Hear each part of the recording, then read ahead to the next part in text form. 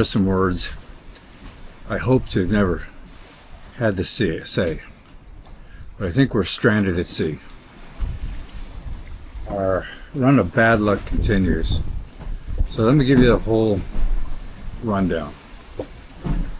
We left 3 days ago for a 2-day trip from American Samoa to Niue.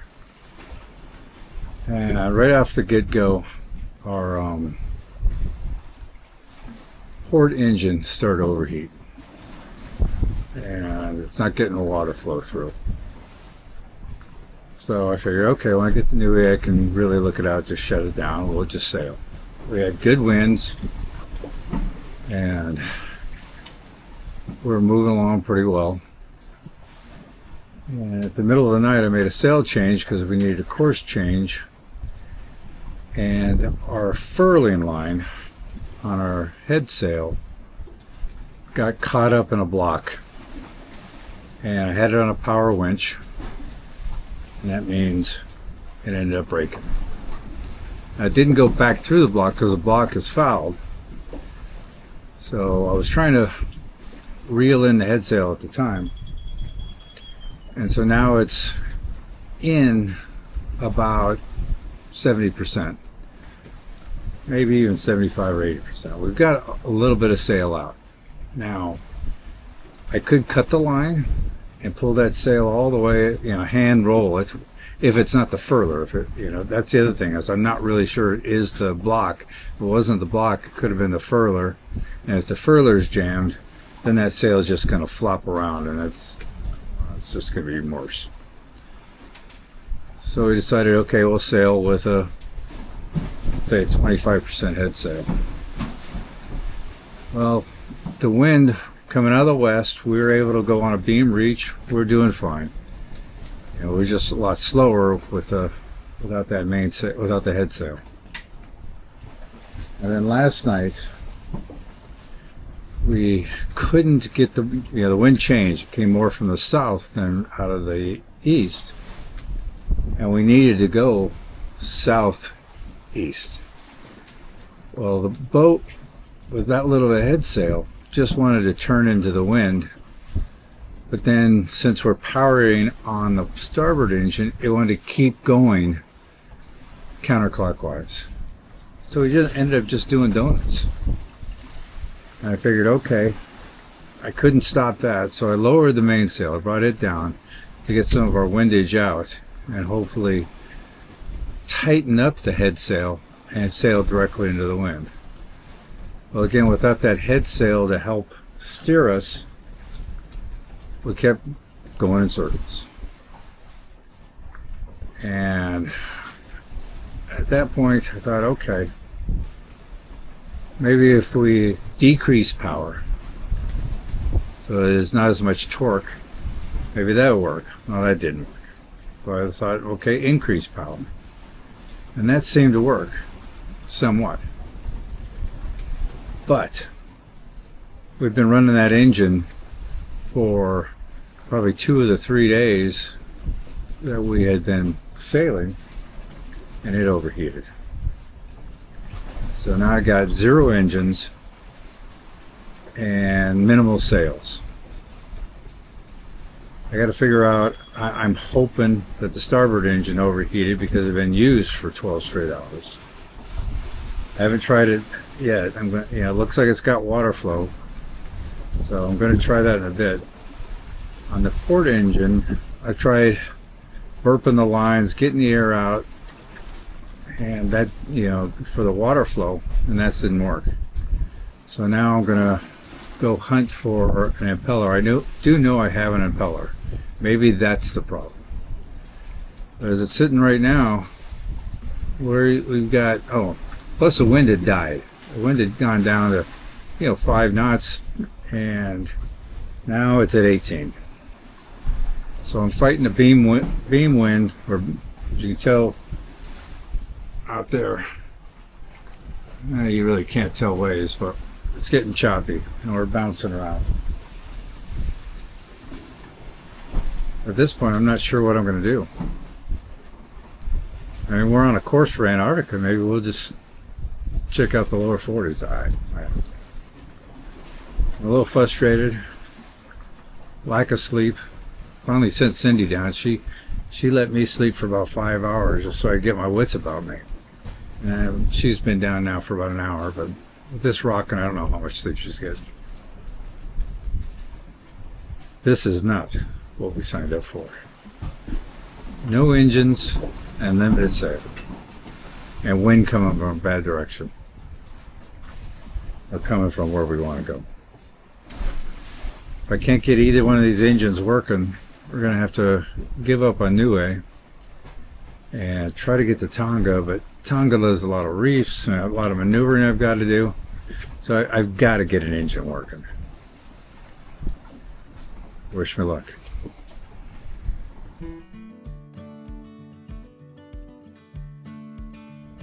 Alright, so we've picked up our package, which is a bunch of sensors for the water maker. Came in from France. Toured the island a little bit. We're back to Remission. And the big thing is we finished provisioning. As you can see, we got quite a bit of stuff. And that right there is, we got family coming. Alright, somehow with my back I gotta get this loaded. This is not gonna be fun. This is gonna be ugly. I'm not gonna film this. This is Wes. We wouldn't have made it if it wasn't for him. He runs the dock marina for us and allowed us to sit there and get everything done. Appreciate everything. You're welcome. Come American Samoa anytime. All right, thank you, buddy. Have a good one. Again, appreciate it. Do you hear that? That's the sound of sailing. So after 3.5 months stuck in port, we are back out on the water. But in true Remission fashion, we got a problem. Look at that sail there. Normally it's a little bit bigger. Well, the line, the furling line on that got stuck in the block. For some reason the block just froze. And we had it on a power winch. Those things are strong. Bam! The furling line broke. In fact, it hit Cindy on the recoil.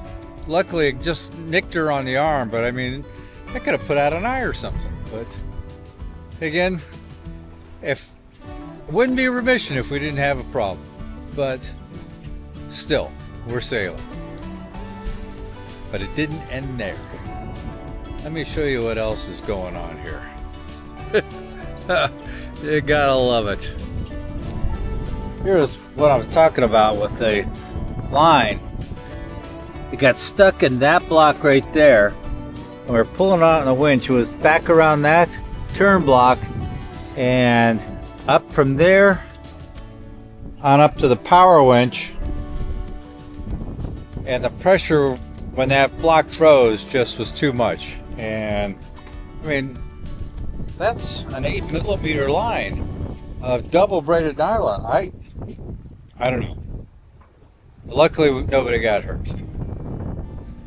So we had decided just to leave the sail out as it is. I mean, it's given us some propulsion.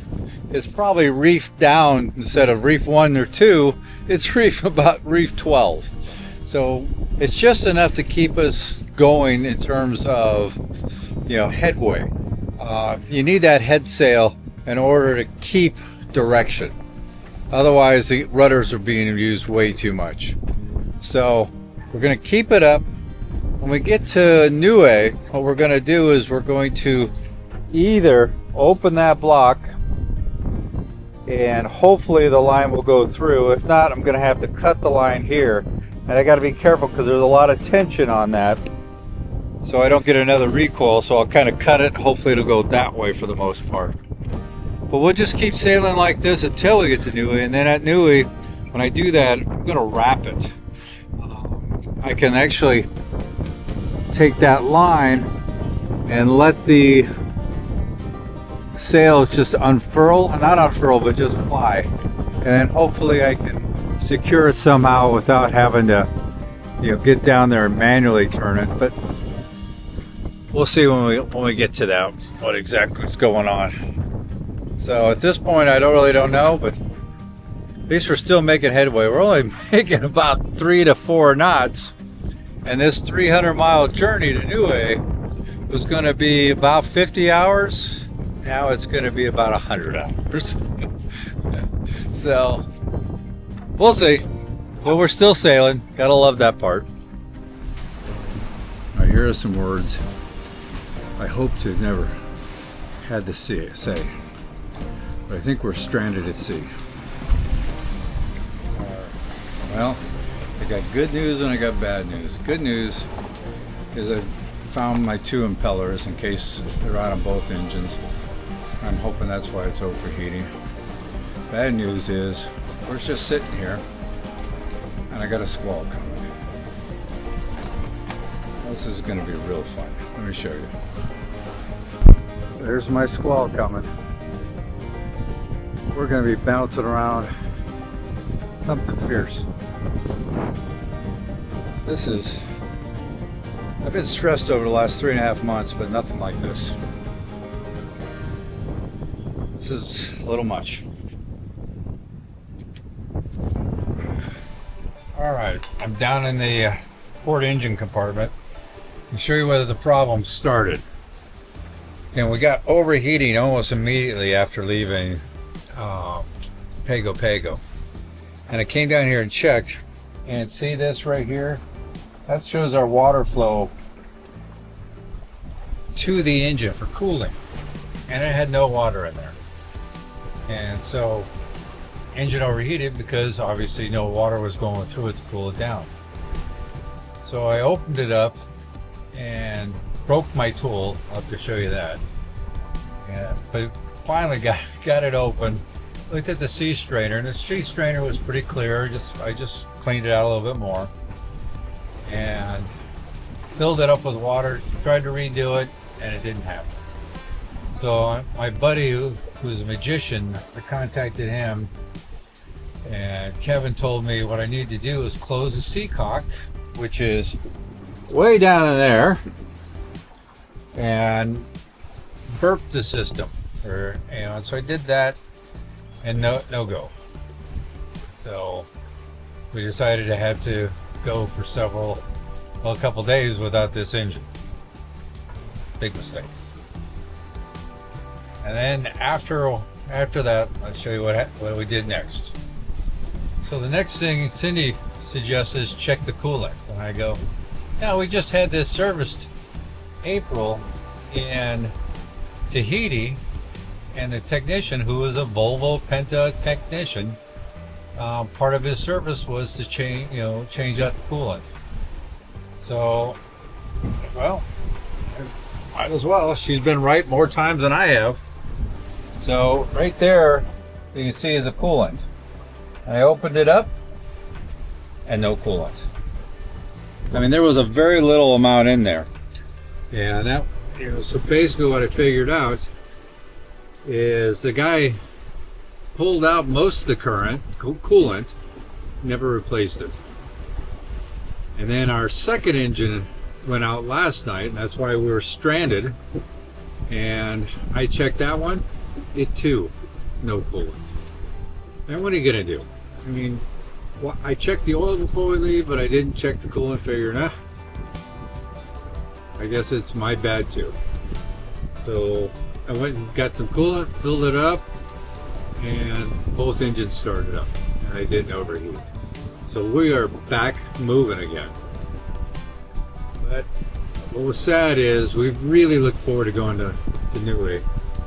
But now we're about 35 miles downwind of Niue, and it wasn't worth 10 hours of slodging into 3 meter swells to get there.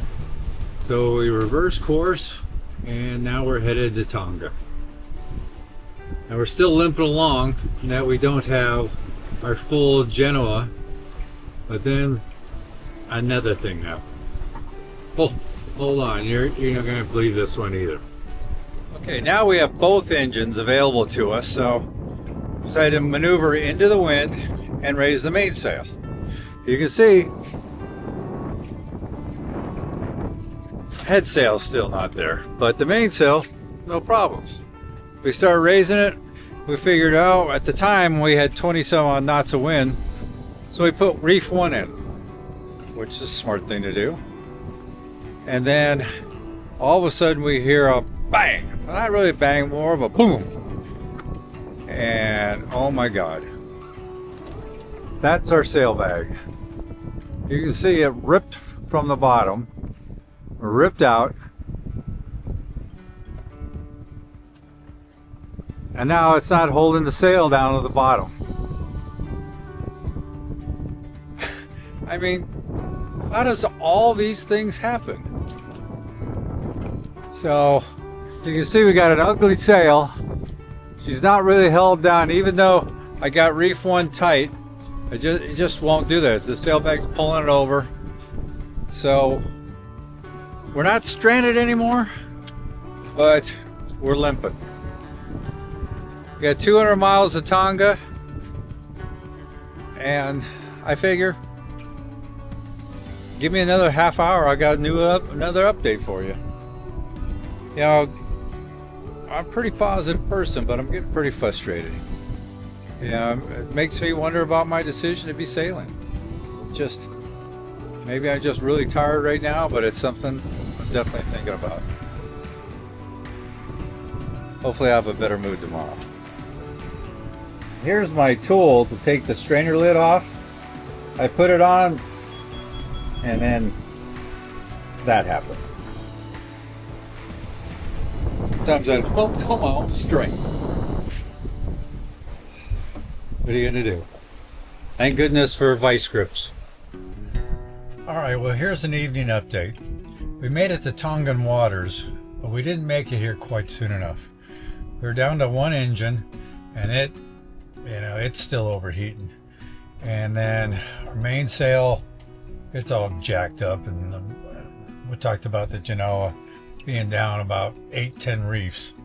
So it was slow going, but we got here when it was just too dark to go into port. We attempted to, but with the 1 engine and the 1 sail still partially up, we just couldn't go through the straits and the reefs at night. It just wasn't worth it. So we turned around. We're kind of out in the bay now, and the current is taking us towards the ocean. But we're just gonna float here for the night. Well, we made it through the float night.